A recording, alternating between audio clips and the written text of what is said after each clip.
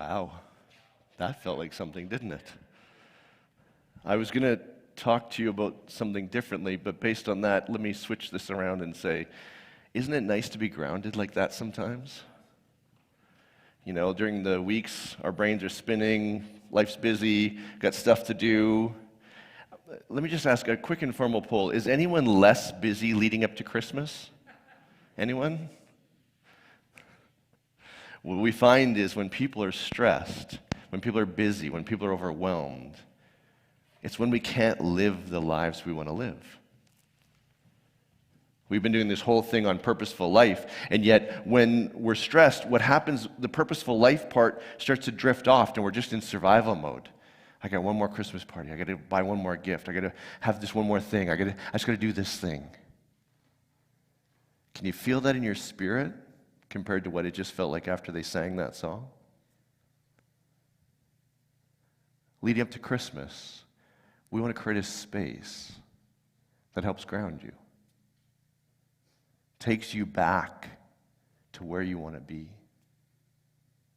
to the life that means something, and not get caught up in all the busyness and the craziness and the loveliness. And Christmas isn't bad, that's not the problem. Although I did a poll, and if you look at the thing, a number of people said, stick to it Christmas. Stick it to it Christmas. Like he's saying, screw Christmas. That might be a Freudian listening or a reading there, right? Screw Christmas, it wrecks everything. What if we could come through Christmas not stressed out, not burned out, not regretting, not going, crap, my visa bill just came in. What if we could come through Christmas living the lives, being the people we truly want to be? We don't have this figured out. That's why we decided to put a series for us and you all. So make the commitment. In the business of the season, come back, ground yourself. We'll teach you some stuff about how to help, but find that space that's like, this is who I am. This is the life I want to lead. Starts November 20th. Let's stick it to Christmas, shall we?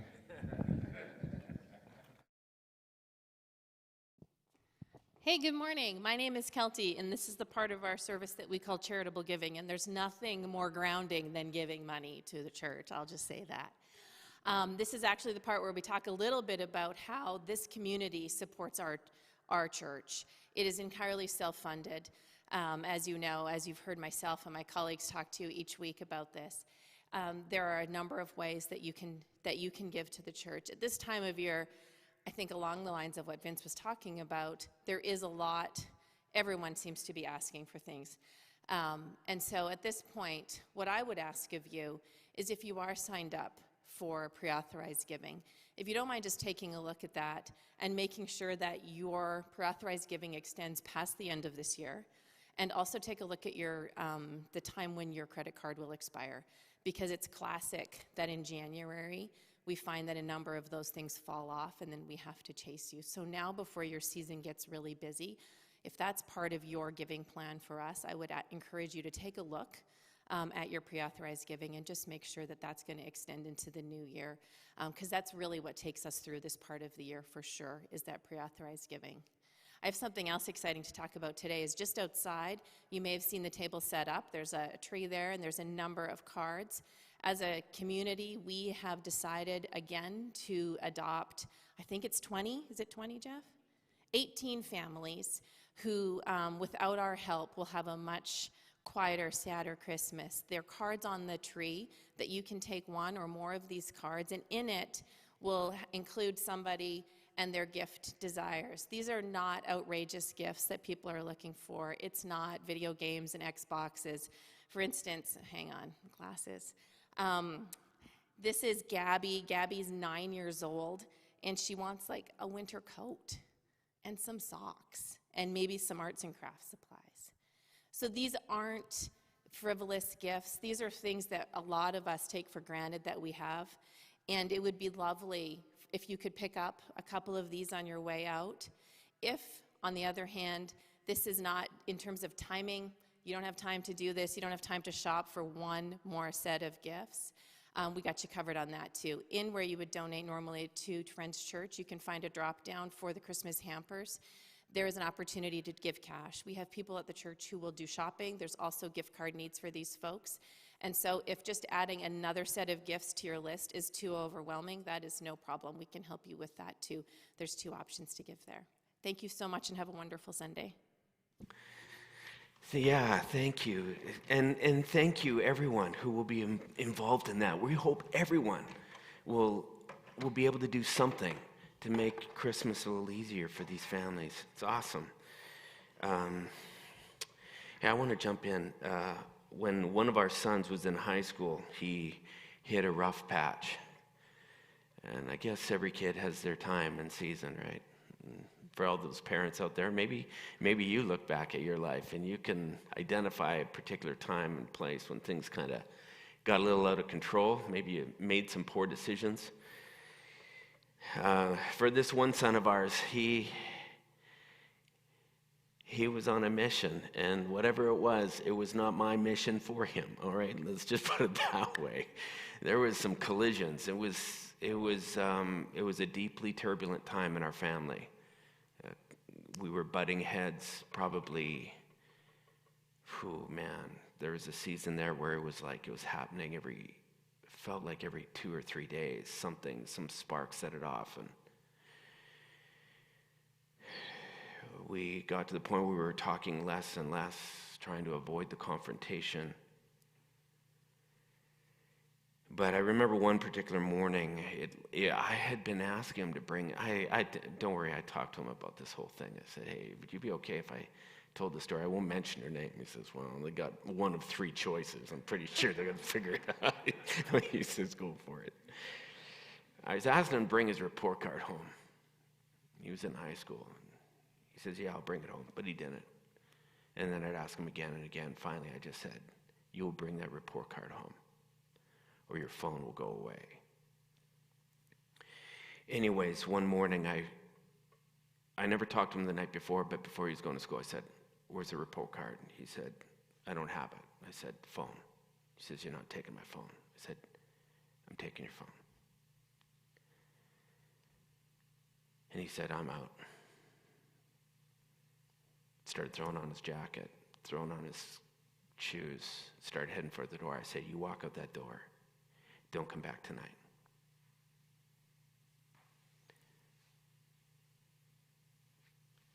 Door slammed. Kathy came down and she's like, what the hell?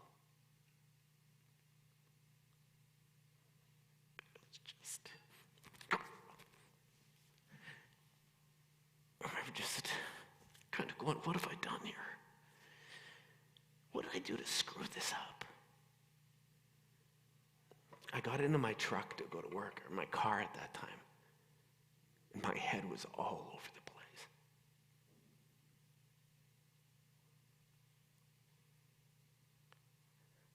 From replaying the conversation to thinking,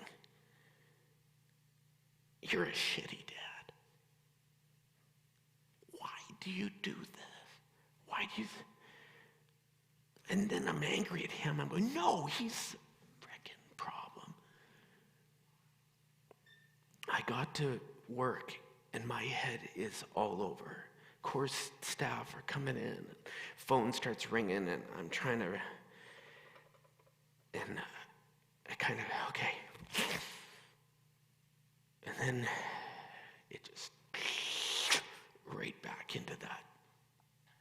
You ever been there? Just like, I can't stop thinking about this. And I all of a sudden I snap out of it. I'm going, oh, what time is it? I'm supposed to be. It's like, how long have I been sitting here just lost in this fog? Isn't it crazy how hard life can become when your relationships just start wobbling or thrown into turbulence? Maybe you get in a fight with someone coming, family member coming to church, or maybe it's not a fight. Maybe you just feel something funky is going on. You're not sure what it is. but there's something there. And it's just occupying your mind. They're not talking to you the way they once did. Or they've stopped texting, or they haven't responded. It leaves you distracted.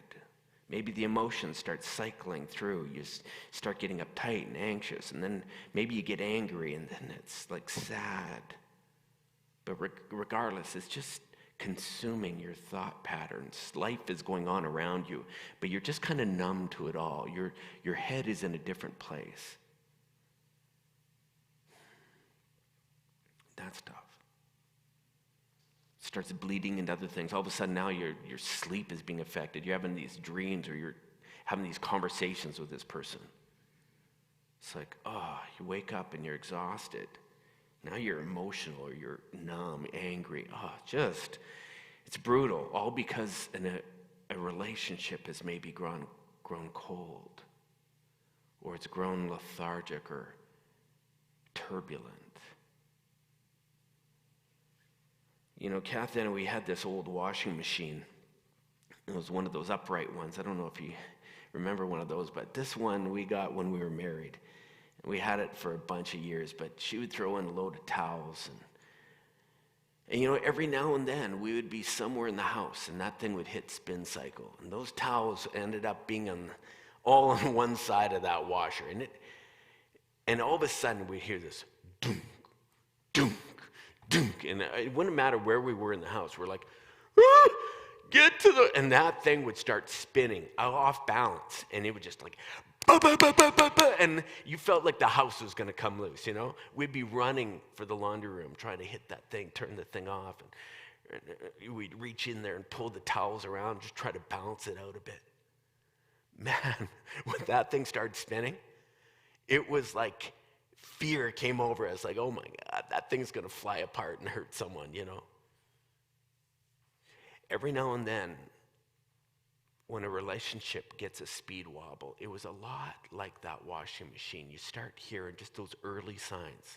Dunk, dunk. And it was like, is that what I think it is? And you don't know. If it is, you better start running. Because by the time you get there, things could really go off. It's amazing how many times a relationship can just get out of kilter. And we can ignore those early thuds. But then they start growing and growing until the point where, man, damage is being done. It's what our life can feel like. It's like, Man, you get into those moments, and just the thought of experiencing a meaningful life can seem so out of reach. On the flip side, though, you get into that place where your relationships are well-oiled, where they're rolling, where you feel like, man, you're hearing them, they're hearing you, you're having fun together. You're seeing each other and the best of each other, and you're cheering your kids on, or your parents, or maybe that person at work, and work relationships are just flow. Oh yeah, and you come to work and you're excited to see if it's amazing how little energy life takes when you're in that groove. When you and your partner are on the same wavelength, how little time gets spent on petty stuff. It's just easy. Oh. It's like that old saying, when you're winning, nothing hurts. Hey? When everything is rolling, man, you can take a little thing that goes sideways, you're like, no problem. Did you remember the milk? Oh, I forgot. No problem. We got it. We'll figure it out. Hey, I'll go. It's all right. No, I'll go. No, I'll go. When you're winning, nothing hurts. You can even take some pretty big punches. Life deals out some bad things, and you go, oh, hey, we're here. You okay? I'm okay. All right, let's go. When it goes the other way, the littlest paper cut feels like an absolute kick to the groin. Isn't it true? This is why one of the big rocks that I hold in my life, that I need to somehow make sure is prioritized, are these primary relationships that I spend so much time with. I got to keep them in the jar. I got to keep focused on them. When I keep them in the jar, when I'm paying attention to them in the right ways, life rolls. But man, every now and then, and I don't know why it is, I take that rock out and I start throwing in other stuff that seems just a little more important in the moment. Here's the most painful admission I can make today. The people that I love the most often are the ones that I'm at risk of neglecting the most. Why would that be? I love them. I love Kathy with my whole heart, but it's amazing how often I can end up saying yes to so many other things that all of a sudden at the end of the week, I look at how much time we've spent together and I can feel the minor thud. It's sitting there.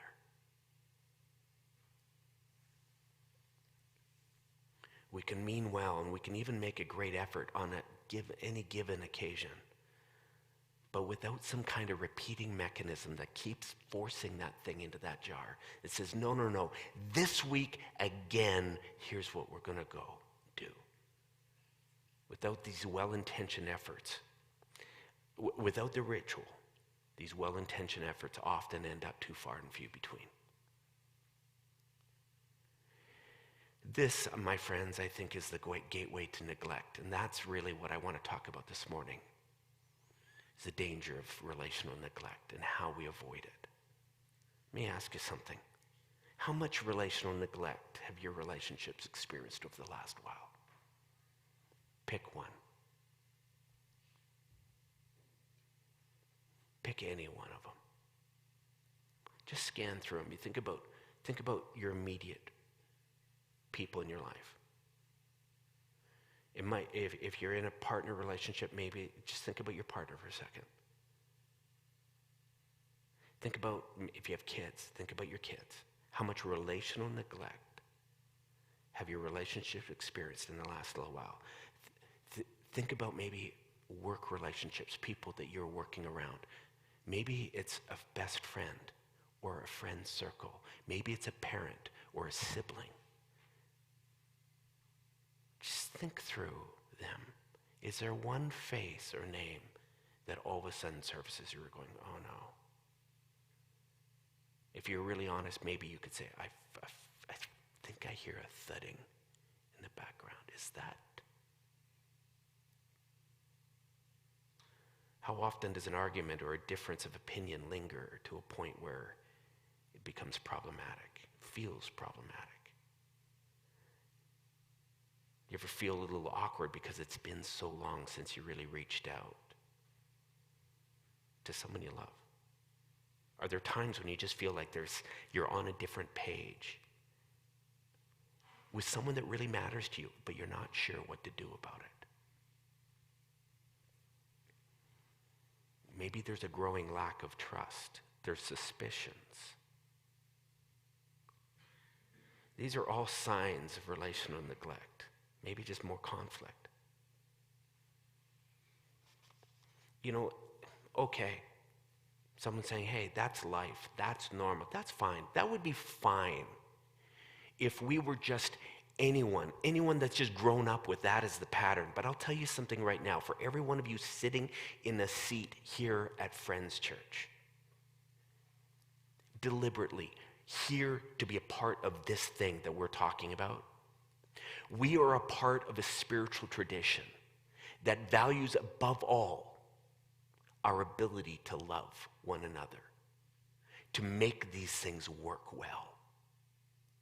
That's what this tradition is about. Jesus said, look, if you get one thing right, get loving right. Get that right. There's a lot of stuff you can fumble around, fine, get loving right. He said, actually, the world will know that you were tied into this tradition, into this thing that I'm about, that I'm promoting, based on their ability to see your love for one another. So what I'm talking about today, and this relational neglect, for some would say, yeah, well, this is of real importance, I think, for anyone that's serious about this particular brand of spiritual journey. So this morning, I want to do something. I want to brainstorm with us. I'm asking the question, how do we guard against relational neglect? Because I'll be the first one to admit right now, I hear the thudding in a few areas, few relationships. This has been an incredibly painful process this week, writing this thing. Because I'm going, frick. I need this. How do we guard against saying yes to everything else before saying yes to the people we love the most? Now, I want to brainstorm because there's a lot of different ways. I'm going to talk about some different rituals this morning that I think it might be containers, areas where you could grab an idea and you could insert it perhaps in that relationship where there might be a problem. I don't know. But I'm going to throw out just a number of different ones. And maybe at the end of this you go, okay, I got an idea. I've got an idea for this one relationship. A number of years ago, one of our sons was, another different son, was going through a very difficult time while he was away from home. He was traveling a lot. He was young, he was 16, he was playing sports. And he got hurt. He got hurt real bad. And so he's in the middle of this big, long trip. He's far from home. And he can't compete, he can't play, and he's down. I remember one night we were texting back and forth. I could tell how dark life was for him in that moment, and I was trying my best to encourage him. 16 years old, they don't really show a lot of affection typically, but at the end of this one text conversation, he said something that he normally didn't say. He said, "Dad, I love you." And that might be normal for some relationships, for many, but it wasn't in this particular one. It shocked me. Actually, it felt so good. I was like, I texted him back as quick as I could. I said, "Buddy, I love you more than you'll ever know." But something happened in that night, and I can look back to that one time, because every time from then on we had a conversation. He said, "Dad, I love you." I said, "I love you more than you know, pal." He got home, and I wondered, would this be something that might continue? He would be leaving. He'd say, "Hey, Mom, I love you." Kathy said, "Oh, I love you." He says, "I'll see you later." Everyone was watching. Everyone in the house. It was kind of one of those things where it was like, whoa, who said that? And then something happened. My other sons said, "Hey, Dad, I love you." I said, "I love you, man." It would sound weird. Maybe you'd think, "Oh, a pastor, don't you say that." No, it didn't happen that way. We weren't going to force our kids. "You tell me you love me." It wasn't like that. It's just wonderful and then all of a sudden we heard them saying it to each other. They'd be on the phone with each other, with brothers. "I love you, man." Be like, love that. What was that? It's a relational ritual that had a way, no matter how much we may have been arguing 15 minutes prior to that, no matter how much everything was going on, a signing off would just soften and warm and remind, "You matter to me. No, you matter to me."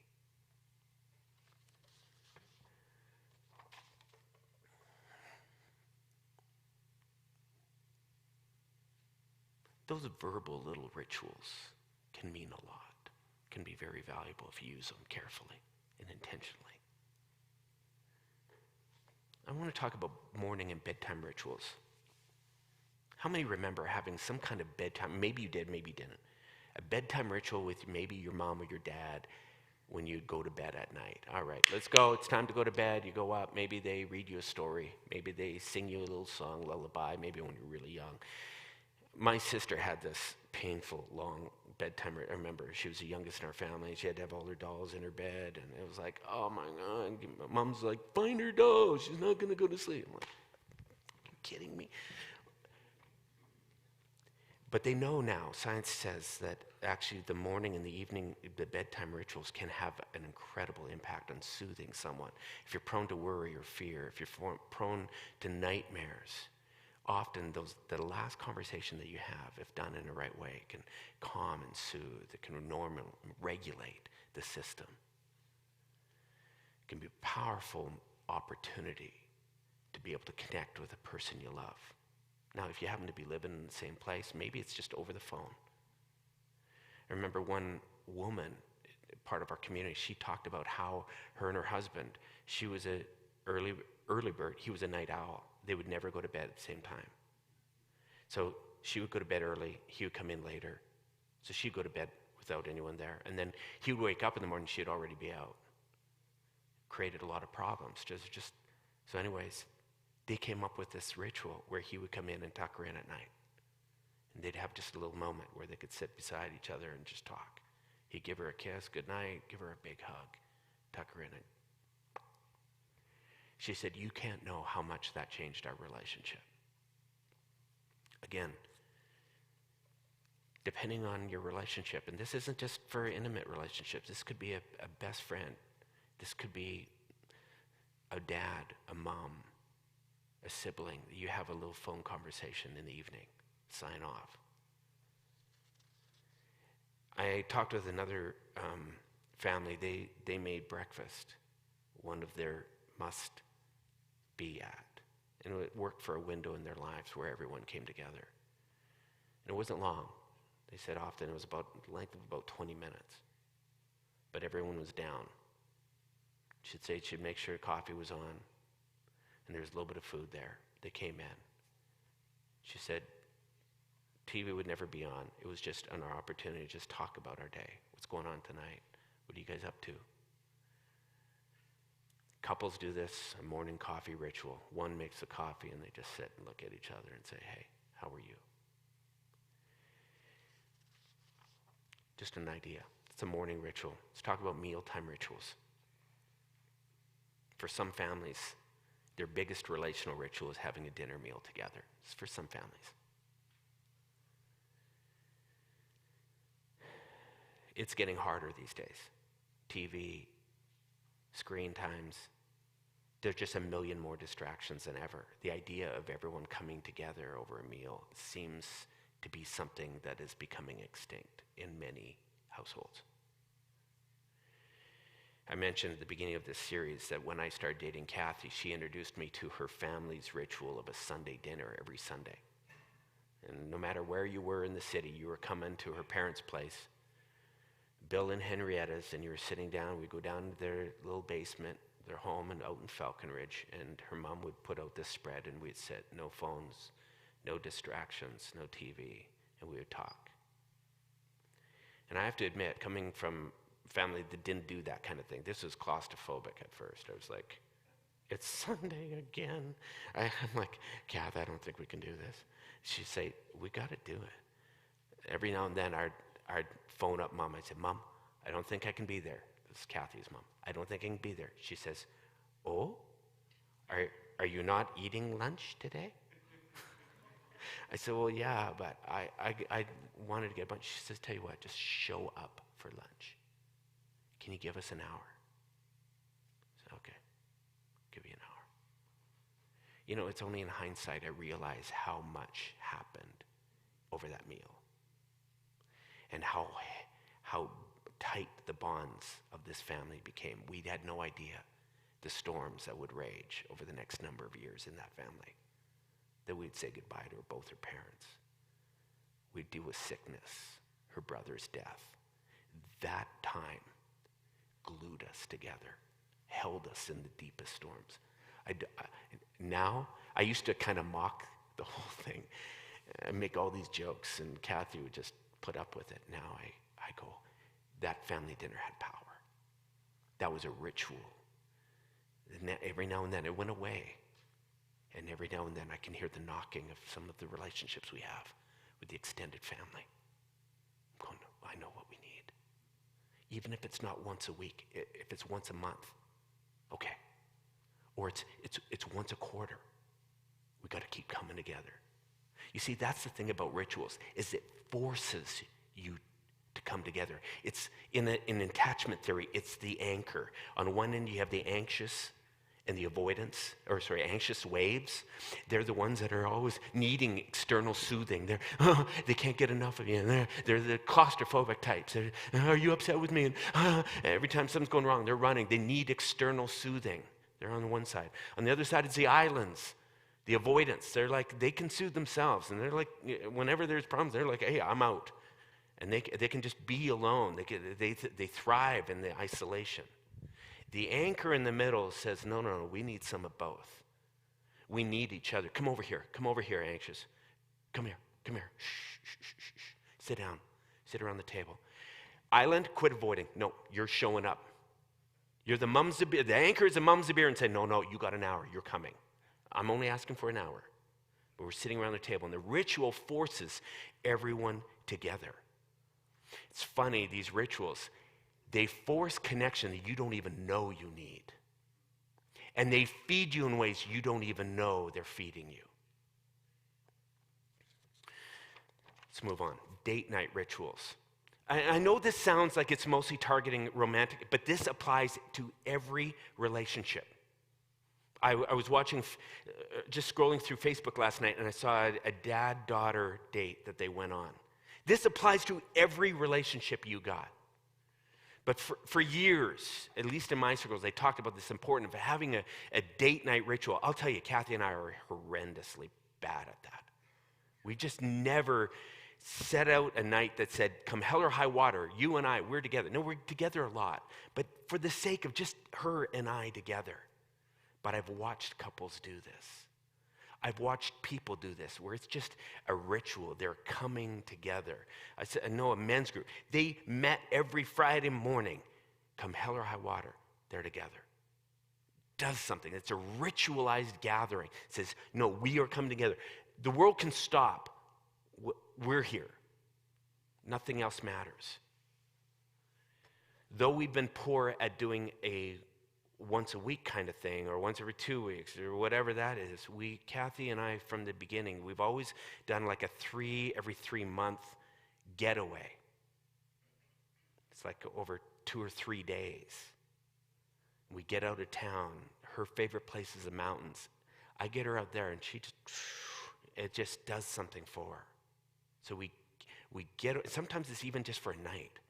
But it's amazing how, when that thing gets on the clock, we can find ourselves, man, that washing machine is banging. We get out. We have time to go for a hike. We go and sit in our favorite sushi spot.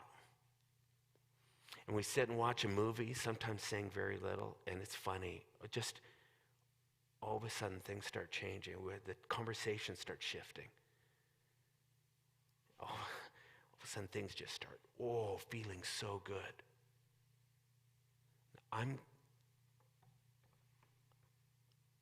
All of these kinds of things, if woven into some kind of schedule, can help stop the carnage.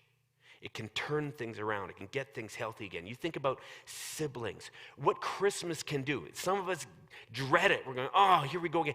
If used properly, that gathering pot around Christmas can be a powerful stabilizer. It can stop something from spinning out of balance, and all of a sudden, here we go. We're back at the table again. Something that got said last June, and now no one's been talking since then. All of a sudden, something gets figured out. A little side conversation in the midst of the Christmas ritual. Just before the family dinner starts. Hey, how are you? It's amazing how these kinds, annual rituals, birthday rituals. Let me talk about workplace rituals.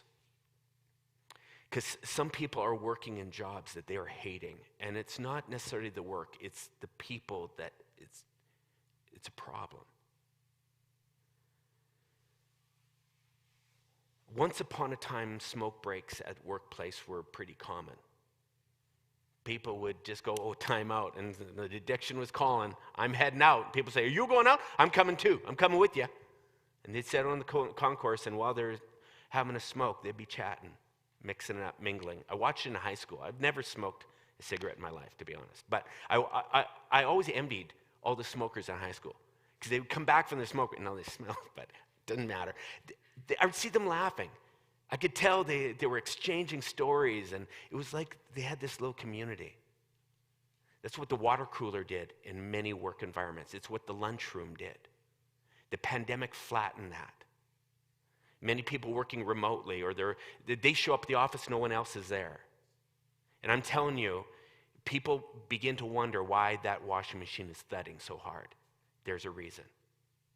Maybe you right now need to consider some kind of ritual. Back in the day, they would do happy hours, right? They'd say, hey, every Thursday, the team, we're going to go and meet at the pub down the street, and we're just going to talk about anything non-work related. We're going to talk about what we're doing this weekend. All of these little rituals played a very strategic role in letting love in, letting relational warmth take over, and avoiding the relational neglect. Now again, as I'm talking about these things, is there anything that's firing for you? Just say a little bit more about celebration rituals and I'm out. Anniversaries, birthdays, success and achievements. So much of that got flattened. There's people that graduated, never got a proper graduation. Anniversaries got postponed, birthdays. I'm telling you, we need to get back to some of these ritualized moments that force us together. And if done right, it's crazy what they do in lubricating a relationship. Think about the ways that you have spent time intentionally building some of these things. A success, it's amazing right now how frickin' busy the world becomes. You can achieve something, your kid can achieve something. And you look at them and you're going, oh, that's neat. Anyways, but setting up even a celebration ritual that says, you know what, every time we see some kind of milestone reached, and again, it's all relative to the story and the person. Setting up, saying, no, we're going to party. A favorite meal. A moment in the night where we just stop and bring it to attention. A Facebook post. Any form or way of ritual where you get to acknowledge something between you and another person. And hopefully something good.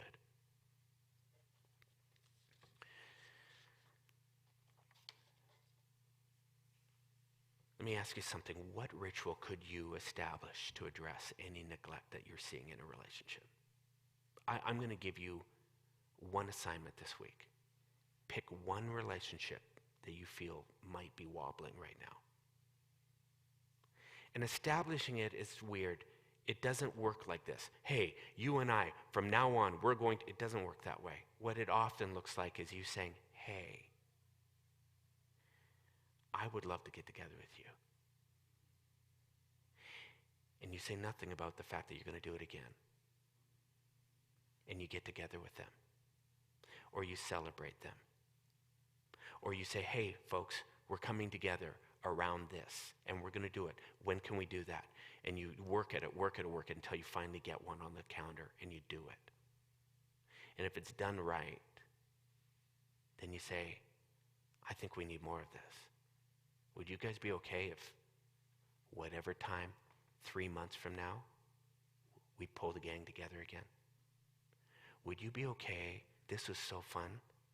This meant so much to me tonight.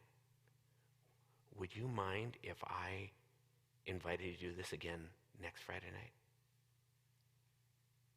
Like, it's going to be all specific to your application, your own story.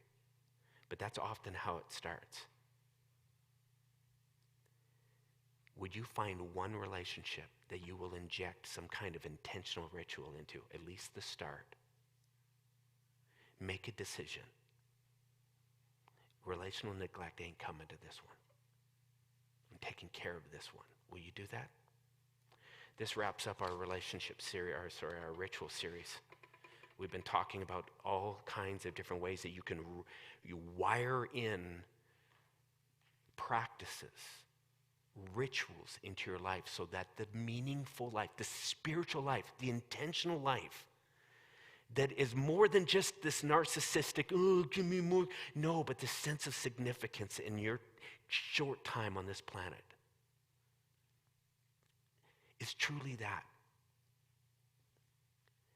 The things that will get us to that picture, the things that we need to do, those wanting it and getting it are two different things.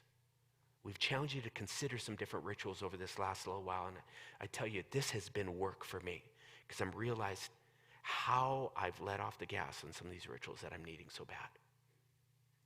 I don't know about you. I've got some homework. But I'm telling you, as I'm doing the homework, I can already feel it spinning in the right direction.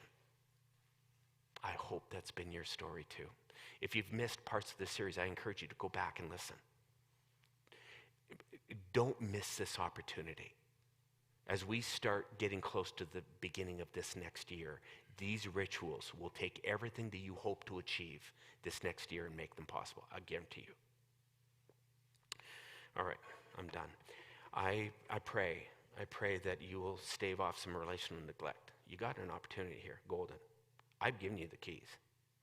All right, and you can thank me later. I don't care how you want to thank me. Let's get out there and let's let the world see that we're truly tied into something. I want to come to work energized, not distracted. I want to come home excited because these people in my life, things are working. I think you do too. That's my prayer for you this week. Right on. Hey, look, there's Christmas trees out there. There's a Christmas tree with lots of cards on it. Jump on that if you can. And thanks for showing up today. Thanks for putting in the work. I hope this next week yields some good things for you in your life. All right.